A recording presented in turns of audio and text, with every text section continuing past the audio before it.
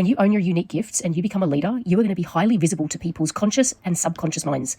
Let me tell you what I mean. Every human being has parts of themselves they learned were unacceptable. Maybe they learned not to be too ambitious. Don't be too confident. Don't be a show-off. Don't be too loud or too clever. Don't take up too much space. Every single person on the planet has their own version of this story. So on some level, we had to reject these traits. And often we had to reject them from a really young age. And now fast forward 20, 30, 40 years, and we encounter someone who actually openly expresses what we've rejected, what we've buried. We start to notice their confidence, their creativity, their authority, their freedom and their success, and something inside of us begins to react. It begins to react because they're carrying a quality that we haven't reclaimed, a quality that at some point we had to reject. This is what's called shadow projection. And if you are this leader, what you're going to notice is that people have intense admiration for you, possibly even envy, or they'll have insecurities or contempt.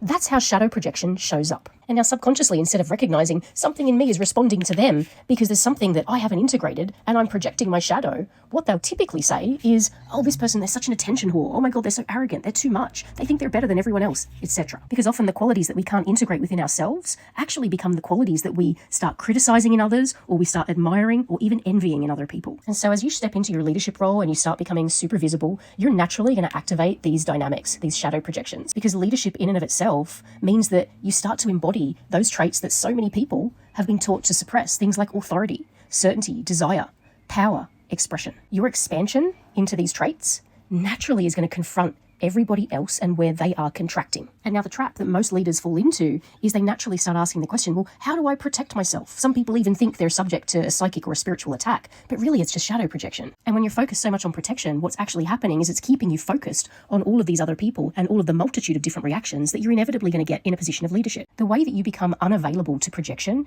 is actually by becoming so rooted in yourself that you can hold both. You can hold the person that loves what you do without being attached to the fact that they admire and possibly even envy you.